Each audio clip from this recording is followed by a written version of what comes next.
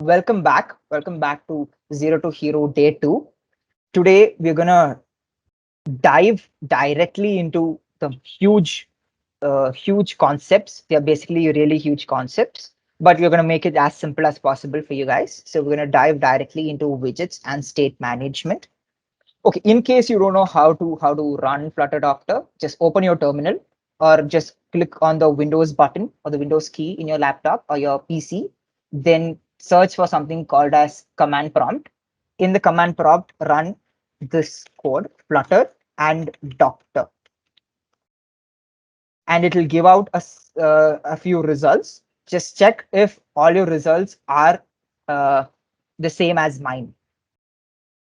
Okay, just I think I don't have some kind of visual story. So if you have some kind of an error, you'll get something like this. So if you have a cross button, please put a screenshot of that in your chat. Mainly you'll have, if you guys don't have, if you guys have a cross button or a red cross near the Flutter part or in the Android toolchain part or in the Android Studio part or in the Visual VS Code part or even in the connected devices part, please put a screenshot of that in the chat and we'll help you or assist you.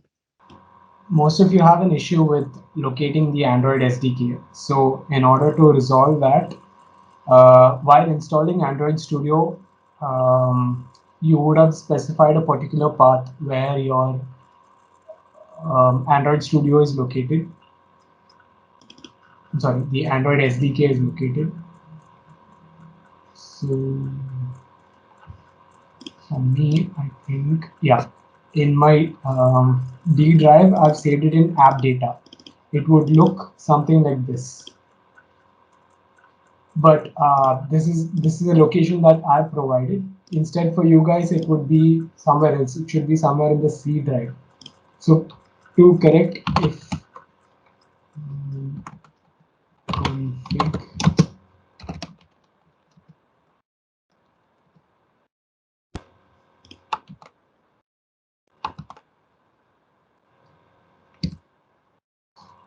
all right. So for those who got the Android SDK error, have you located where your Android SDK is, like the folder or the path to where your Android SDK is? You just have to copy the path there and then type flutter config. I'll just put it in the chat box.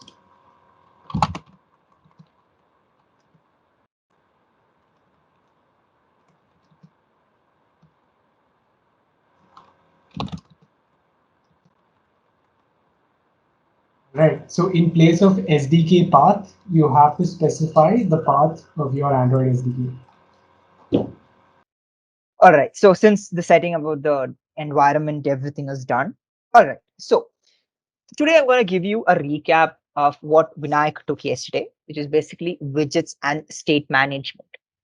So, so just to understand widgets and their hierarchy, I'm going to give you a very easy example, or I'm going to create a very easy analogy for you guys to understand. All right, the concept of widgets and their hierarchy.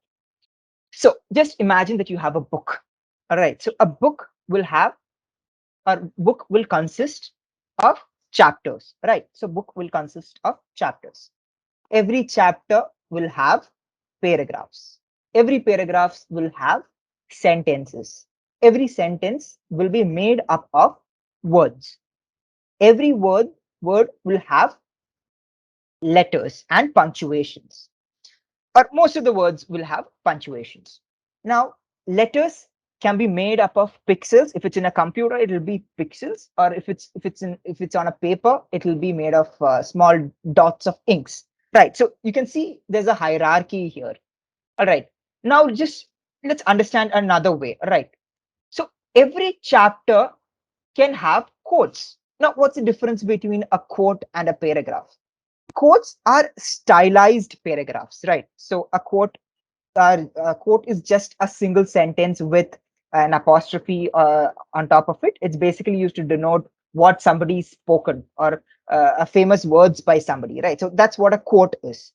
All right, so it's just a stylized form of paragraphs. Now, a paragraph can also have something called as a song or a poem, right? So they're completely or somewhat different from sentences. So sentences are just plain letters which have some context, which have some kind of context, whereas song or poem are consist of something called as prose, right? So that's how things work here. So a poem will have another type of thing.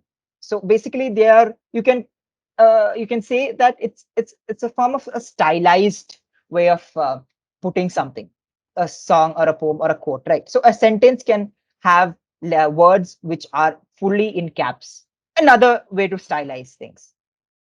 A word can be written in italics. That means all its letters can be written in italics. Again, another way of styling it. Now let's just compare this example with Flutter. So a Flutter app basically consists of many widgets. All right. So the main widget or the basic widget is the material app widget. A material app widget consists, or you can put another widget inside it, which is called as a scaffold. Now, scaffold is another type of a material app. You can say that, or it's another class in Flutter, and it consists of various other widgets like the app bar, the snack bar, bottom navigation bar, then something called as a float in action button, something like that. All right. So a scaffold will have many other widgets. Now let's take one of the widgets here. So we took the app bar. So let us take the app bar and put it inside the scaffold. Now, the app bar itself will have many other widgets. And let's take one of those widgets and let's call it text. So we use the text widget.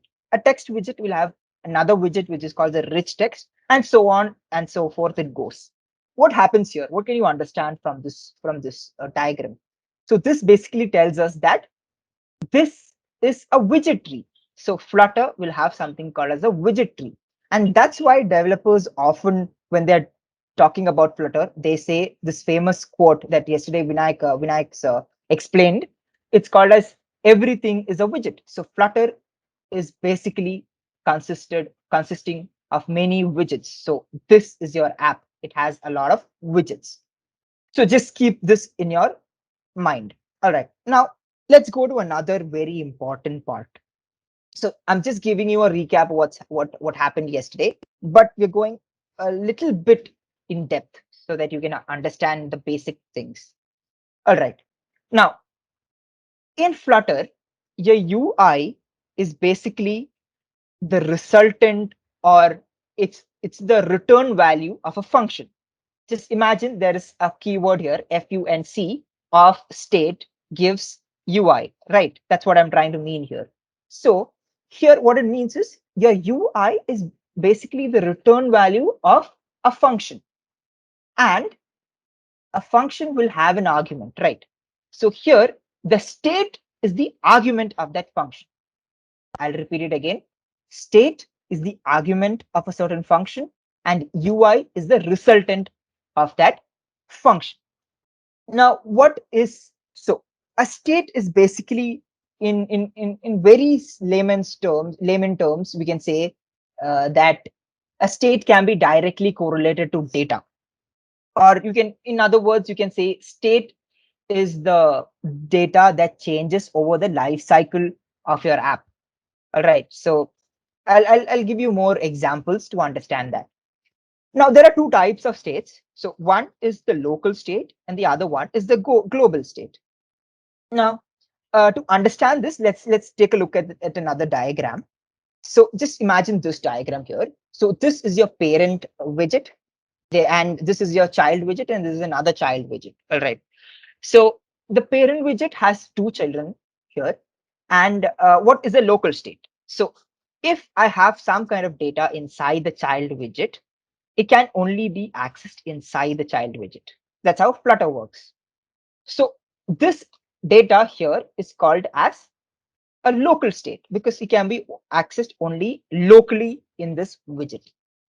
Now, global state. So why do we need a global state? So let's imagine that you have certain kind of data, and you want that data to be used by this child, or you want the data to be used by the parent widget.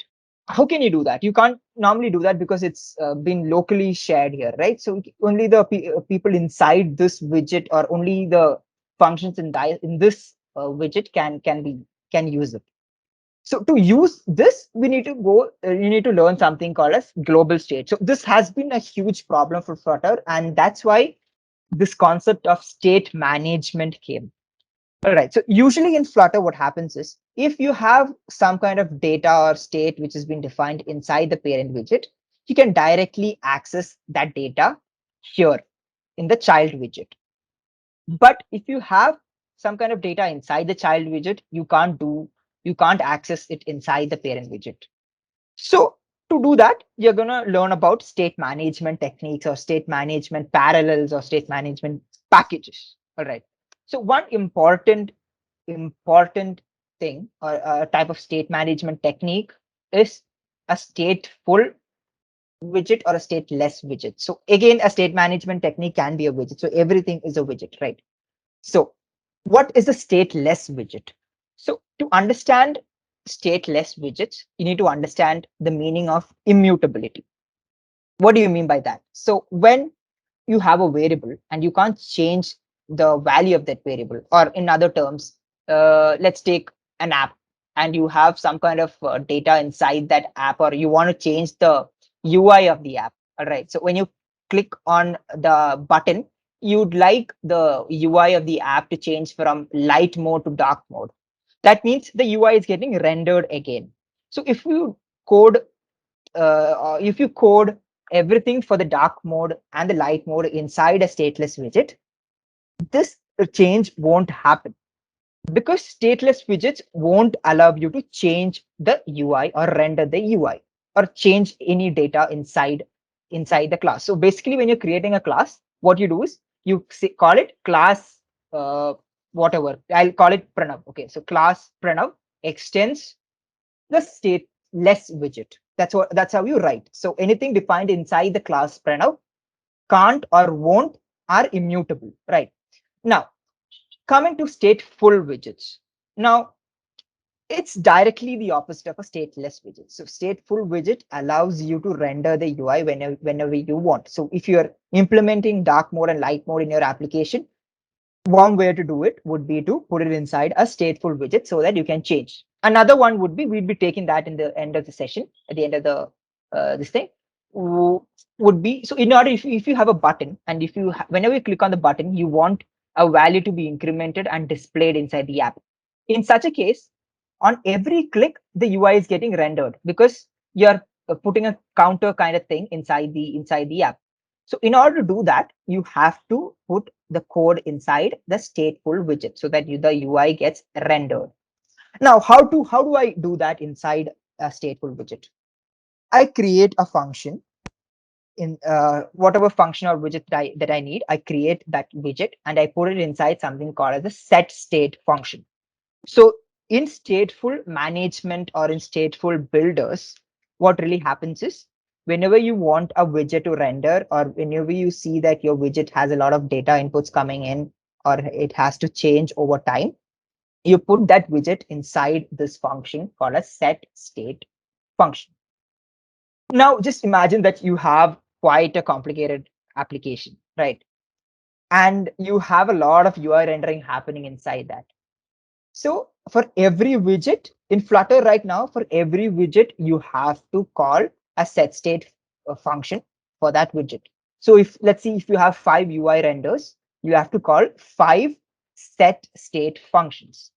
Now, as you can see, this is not very efficient, right? Because just calling, it's just, you can call it as a boilerplate code, right? Because for every widget, calling it again and again, it's not very productive, and it is not we've seen that it's not uh very ideal. All right, so that's why other state management techniques or packages came into existence. Let's talk about the next state management technique. So provider. So the the pros and cons of stateful was that stateful is basically you can objects are mutable, and the con is that you have to call the set state function for every widget that is rendering. Now, the pros of provider is that you don't have to do that in provider. You can first of all say that I have 5 widgets that are going to update. So what I'm going to do is I'm going to put all those 5 widgets into the provider class. Now, how do I do that? So I call the class, let's say, for example, class Pranav extends change notifier. And then I put um, button when the button, so I put a function called as button changing. So whenever you click on the button, it changes. Another example would be just imagine a white screen in your phone and you have a button at the bottom and you have a circle on top of it. Just imagine it. And whenever you click on the button, the color of the circle changes. First, it goes from violet, indigo, red, blue, green, like that, it changes, right? So for that, we need a stateful management technique. But right now, let's say uh, you need to change a lot of things. When you click on that button, the circle should change, but the background should also change. An image should come. So you're creating some kind of a complicated UI here. So at that time, it's very complicated to do that in a stateful management technique because you have to call multiple set states. So an easy way would be to extend the class with a change notifier and put all those widgets that you want to re-render or change the state inside it and then close it. So there is something called as a notify listener. So what the notify listener does it listens. Oh, the person has clicked the button and right now that means I have to change the color, right? So it listens, it takes the data and then says, okay, button class, button widget, now you have to okay, the circle class, now you have to change the color of your of the circle. So it changes the color. Okay, image uploading function or an image uploading widget, now you have to change the color of your you have to add an image or upload an image. So that's how it works. So the notify listener listens to whether there's a change in state or whether there is a need of a change in data or a re-render. Now, what is a consumer here? So a consumer basically means that widgets that are being re-rendered or widgets that are changing are called as consumers. So if you have 5 widgets that are being changed, they're put inside the change notifier and these 5 widgets are called as consumer of a provider class. All right, so that's basically about the provider class. So in order to make a little bit, a slightly complicated app that we can't really go with a stateful management technique. So we go with a provider. Now, what if you want to organize your app in a better way? All right, so you need to be very efficient. We go to the next state management technique. This is called as block. So the full form of block is business logic components. I know it's a weird name for a state management technique or a class or a widget in Flutter, but that's the name, business logic component. So why do I have to use the block class here? Why can't I just go with the provider? Yes, basically you don't have to go with the provider. You don't have to go with block here. You can go with provider or vice versa. You don't have to go with provider, you can go with block, but it totally depends on your use case. All right, so block, what does it do and how does it help, and what happens inside it? All right, so to understand block, you need to understand 3 things: something called as a stream, something called as an event, something called as a sink. Now, to understand stream, just imagine that you have a long pipe. All right. Imagine that you have a long pipe. Inside that pipe, you're connecting that pipe to your main sump or wherever, your well or wherever that is. And then you're pumping the water from the well and putting it somewhere. All right. Now, imagine that your well is the database here. The pipe is the path in which the data is coming, and the water here is the data. All right. So the data is flowing inside the pipe. Now, this concept of in which the data is flowing inside the pipe is called as a stream. So you usually say a stream of data is coming to the app. That's how it happens. So a very easy application would be, just imagine you have a database somewhere in Firebase or in some kind of in MongoDB or somewhere. You are pulling data. So the data comes, you can do 2 things. You can do something called as a future. You can do something called as a stream. Let's talk about stream right now. So stream means there's continue, there's a lot of data coming at the same rate or it's continuously coming. So there's a continuous flow of data towards your app. So that's what a stream means. Now, what is a sink? In order to access this continuous flow of data, we need to create something called as a stream. Sorry, sink. So in order to access this continuous flow of data, you have to access something called as a sink. Sink allows you to access the data flowing inside the pipe, for example, and pulls it inside the application and take its own. So why do I need a sink here? So basically, when the data is flowing inside the pipe, you have to take only the necessary things, right? You don't need the whole data. You need only certain types of data from the pipe. So you use a sink and you take only the necessary items from the pipe. So that's what happens here. So that's where a sink comes into the picture. Now, what is an event? An easy way to uh, help you understand what an event would be. Uh, just imagine that this is basically a phone, and this is a button, right? So a button is a type of an event, because events are generally designed to listen to the user's inputs. So here the button is ready and it listens. Oh, the user is going to click or tap on this square box. So I have to understand and give certain kind of resultant, or I have to return certain value. So that's what an event means. So event listens for the user to put in some kind of data or access or somehow interact with the user interface. So that's where the concept of events come into the picture. To understand block more clearly, I'll tell you guys to understand these three things. All right, the UI, the block class, and the data provider. All right. So just imagine that this is an application. So the whole functionality of this application is that when I click on the button get image, and there's no image available, right? At the starting, there's no image available. So when I click on the button get image, it'll have to send an event, a button click event, because this is a button. A button is a type of an event. It'll send a button click event to the block class. So you're creating a class called as class Pranav extends the block, extends block. So, and you can define whatever you want inside that block. So here, what I'm going to define is take the data from the database and upload the data into the phone. That's what I'm putting inside the block class, right? So the button listens to the event, sends something to the block and says somebody has clicked on the button. Now you tell me what I have to do, or you do something about it. So now the block class will say, oh, so okay, somebody has clicked on the button here.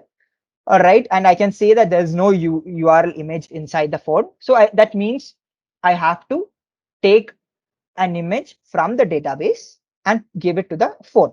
So what it does is block will say, okay, data provider, it's your job. You have to take it from the database and give it to me, and I'll give it to the app. So the provider will say, okay, fine. And it retrieves the image from the database and then gives it to the block class.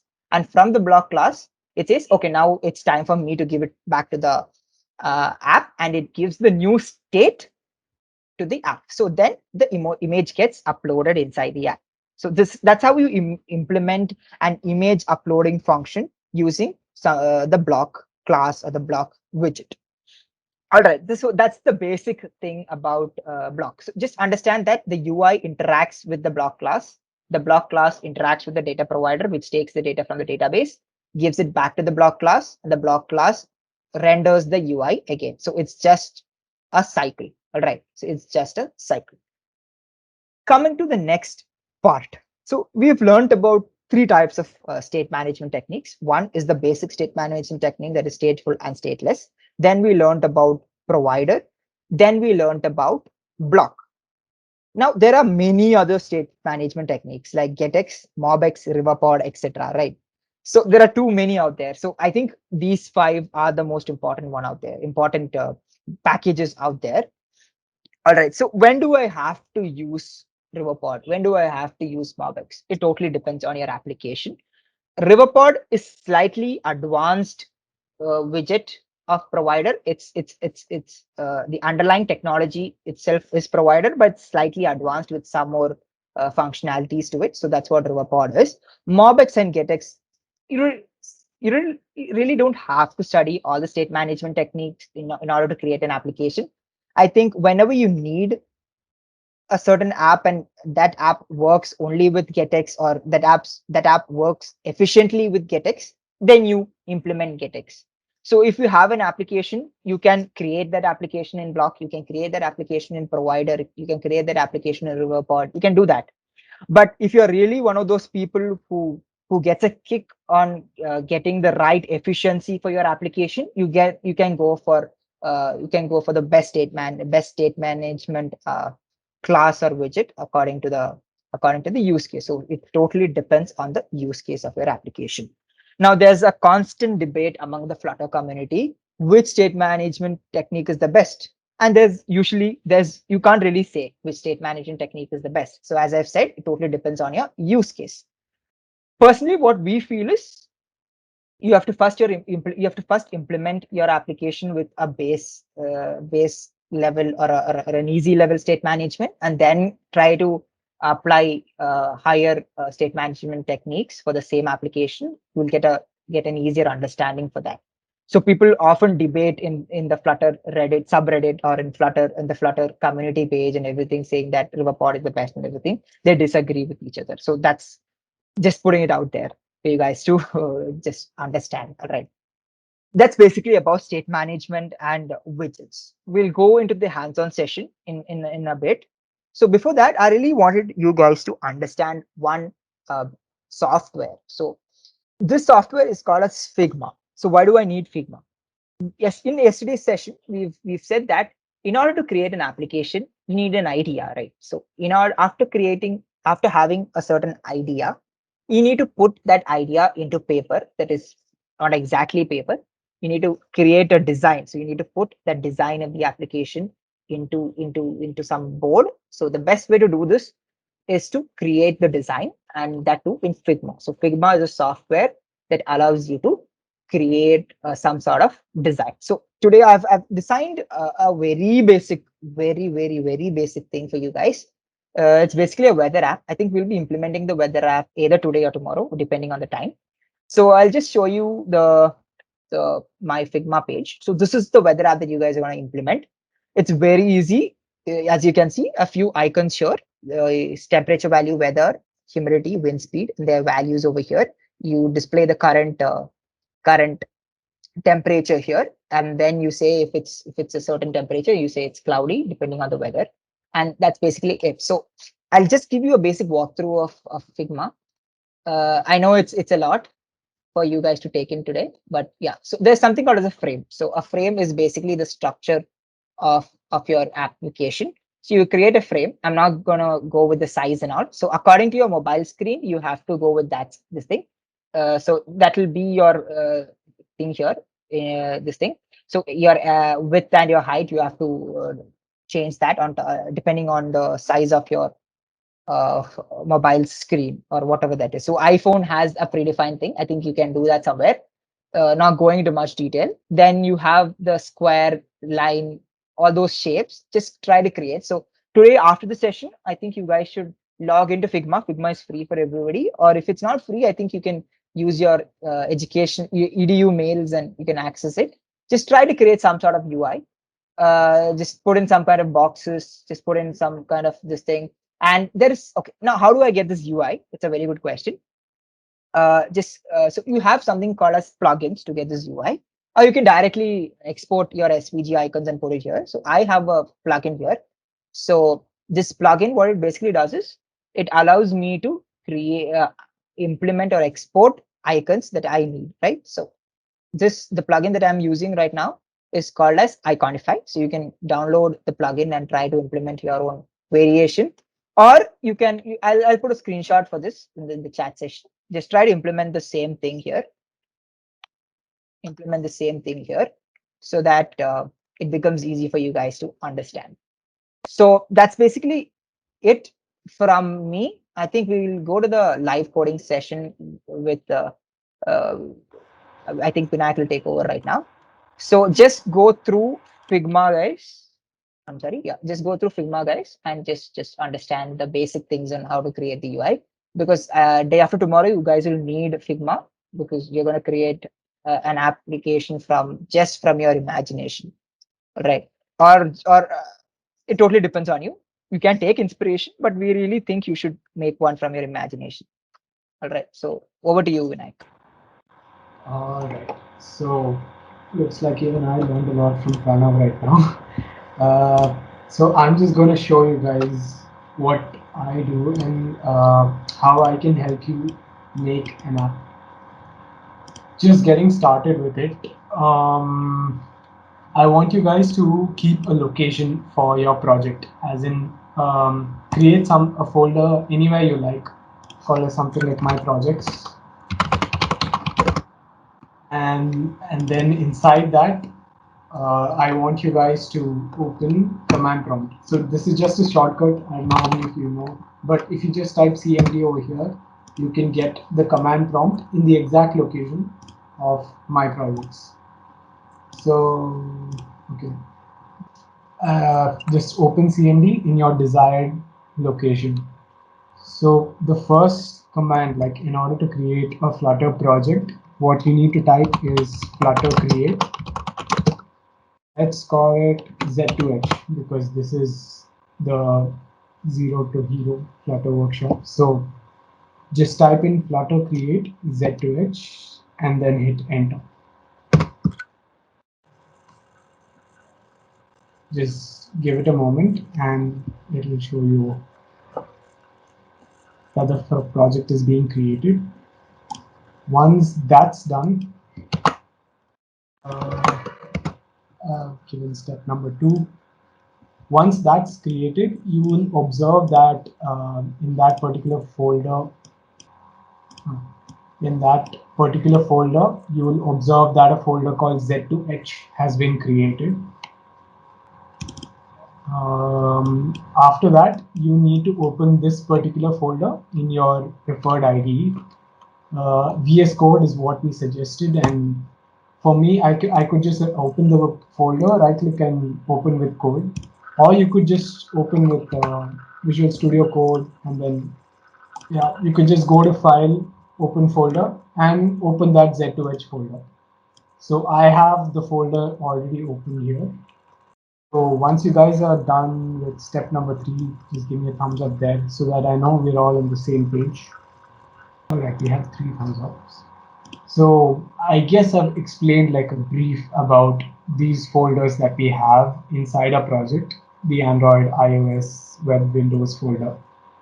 Everything that we do or the code we write will be inside the lib folder. And there's already a file called main.dart written. So whatever we do will everything will start with the main.dart folder. I'm just going to remove these comments so that I can explain about this example app. So when you do Flutter create, Flutter essentially creates a sample app for you so that you can build on it.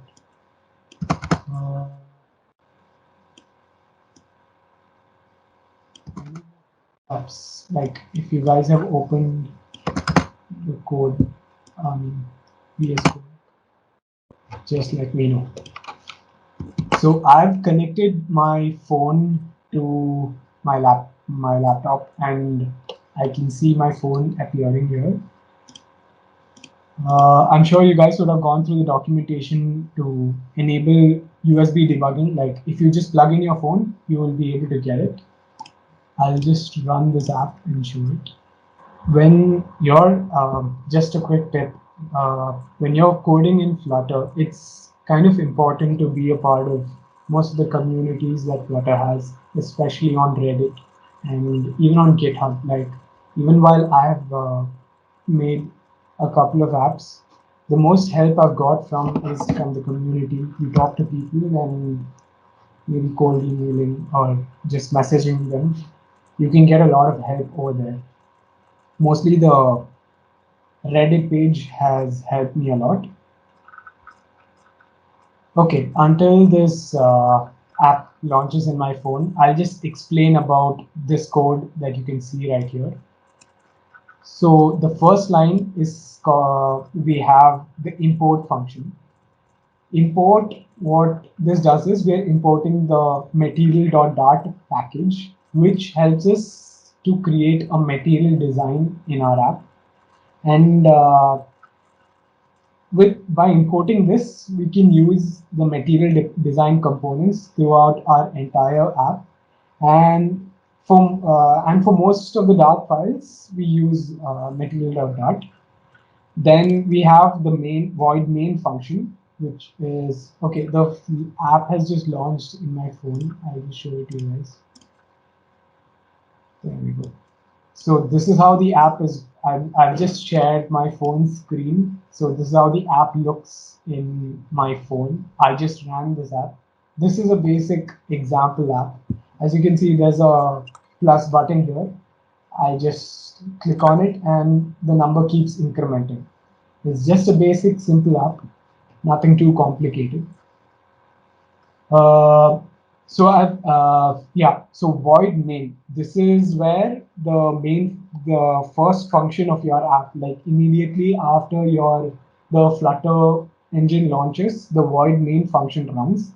And in the main function, we have something called as run app, which will link to the first class that will run. So by default, the first class, I've called it my app. Always remember that in Flutter, your classes, the first letter of it should be in caps. If it's in, like most function uses, I'm sure most of you know from C, C++. For a function, it starts with this lowercase, whereas for classes, you have to use caps.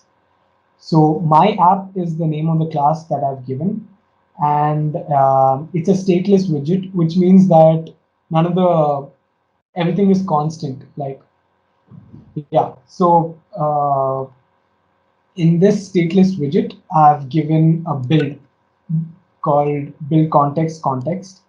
Context basically refers to the location of the widget. Basically, my parent app, like the whole app's parent's location is what we are referring to as build context over here. And I've used a widget. Now this is called a widget. The material app is called as a widget. It's mostly the parent widget of your app is a material app, and inside material app, I've given the title as Flutter demo. Now, where does this title reflect? So basically, like when you go to your task view or task manager, one sec. Okay, so if I go over here, you can see that the app's name comes here as Flutter demo. So when I change it there, it changes in the task view also. And the theme part, I'll come to it a little later.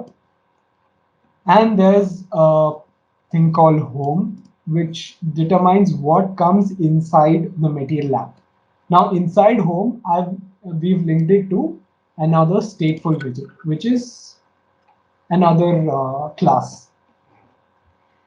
So inside the stateful widget we've called the class as my homepage, and it contains a constructor called key.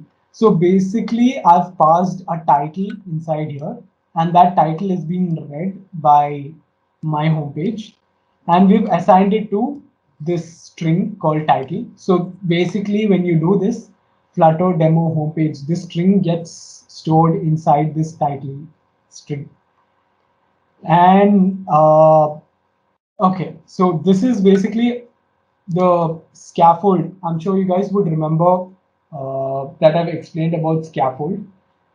Scaffold right now we've divided into three parts. One is this app bar. Like this top portion of the app is called the app bar.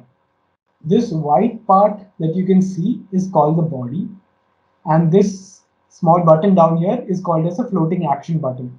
This action button, like it overlaps everything, it will just stay on top. So the same way, we have an app bar which determines this. We have a body over here, and we have a floating action button. Now you can observe that inside the app bar, you can you can write all sorts of functions. Like if you want to change the color of this app bar, you just need to give background color.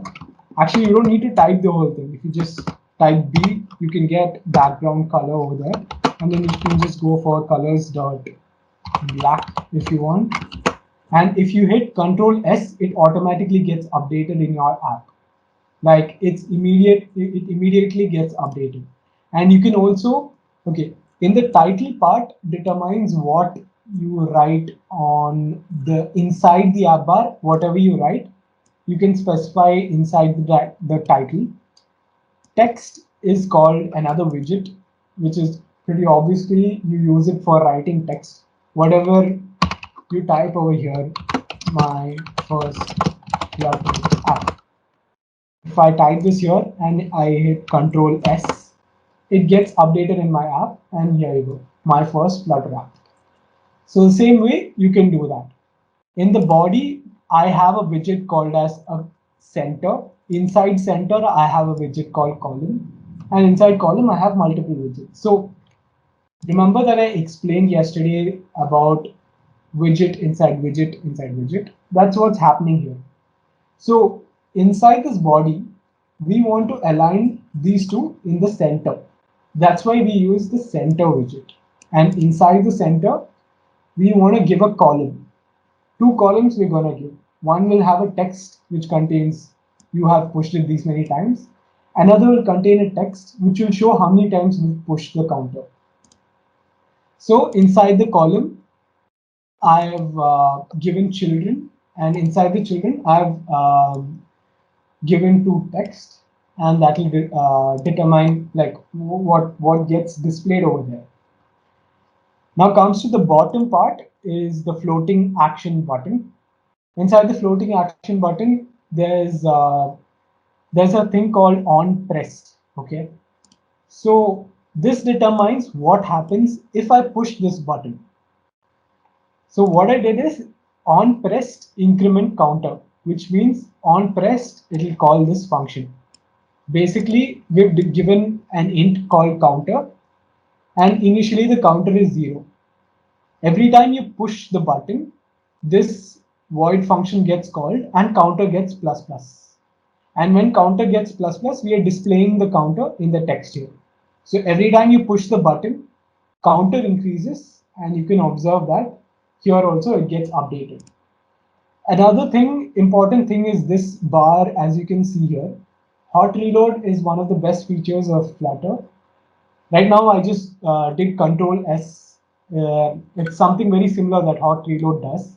There's also a restart button. This is something that I use a lot. When you hit restart, everything goes back to how the app was.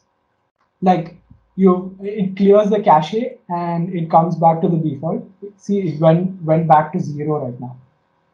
So in this way, you can modify anything you want. Like inside this column right now, we have two things, like two text widgets, right? I can add another widget, like I could add another button. I can elevated button, all right? And I could call this button my button.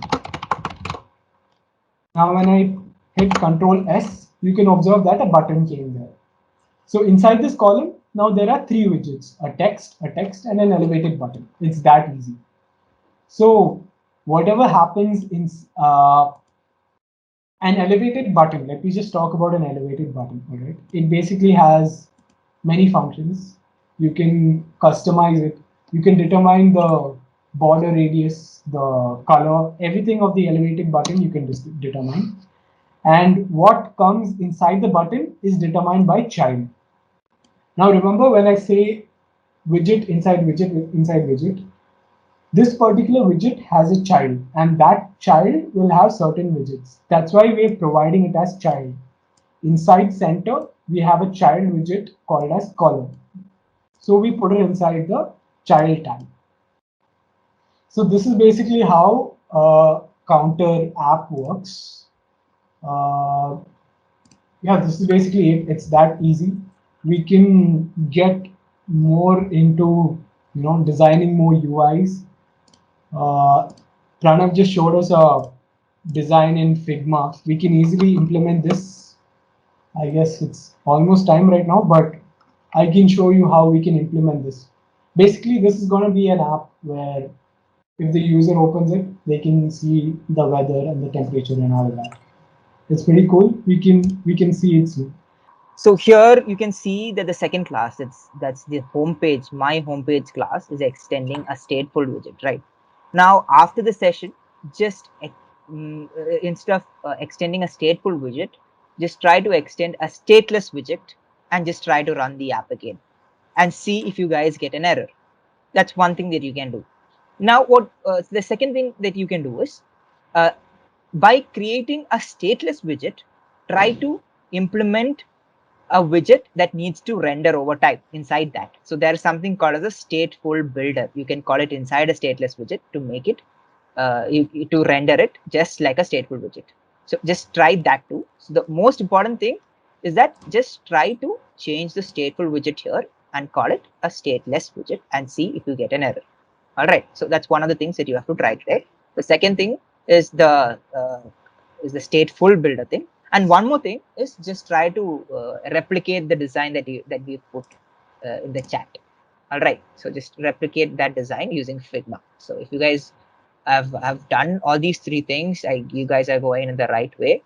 Uh, so what we'd recommend is for the theory thing, it's not very it's pretty difficult to like keep an eye on everything. So what we recommend is to open a new tab, type something called as Notion, or open your Google Keep, or even if it's any note taking website or application, it's fine. Just go open that. Just try to put the main keywords like scaffold, state management, provider, things like that there inside the notepad, and just just don't forget to read about it later. So that's what ideally that's what one should do. That's what we'll recommend. Yeah. Could one of you confirm if my screen is visible? Yeah, it's visible. Okay. Yeah, so I think most of you are on Windows right now. I'm also on Windows, but my terminal will probably be a bit different as compared to you people. So I'm using Git Bash, but irrespective of what it is, like you people will be most likely using command prompt. So when you type Flutter Doctor, like few of you were having issues, right? That's mostly this part, the Android toolchain. And that is either for two reasons. One is that the Android SDK is not installed. Ideally, when you install Android Studio by default, it would get installed. So right now, I just uninstalled everything and I I was trying to replicate what you people did. So if I open my Android Studio, it says that no Android SDK is found. So if I simply click next and then I can pick what thing I want, I can click next, it will install. But here you can see there's a path. So this is the path that you need to take. If you're installing it in the default location, which is in app data local for Windows, then no issues. If you like once you install it, if you type Flutter Doctor again, you'll be able to get tick marks for everything. So that's the way you should do it. If at all you're installing it in like a custom location, like maybe your D drive or E drive or any other place within C itself, like any path apart from this, then just make sure that you copy that and you can pass it in here. So what you have to do is you just copy this thing and then you have to mention whatever the path is. So just put a space and then mention this path. Do note that if you have any space in between this thing, like let's say some of your usernames have a space. So right now it's like a nickname, but then let's say my name was Arvind space V space Nair. So in that case, I would put this entire thing in double quotes. So I would be like this. So that's how you should do it. But yeah, as long as you install it in the default place, no issues. This will automatically detect. This is only applicable for those of you who are putting it into different drives. So as long as you use the default locations, simply click next, it'll install. That's all you have to do. But yeah, if you have any issues or something, just mention it in the group or ping me personally with your TeamViewer IDs and I'll connect and I'll have a look. And yeah, that's it. Thanks for joining. You all can leave the meeting.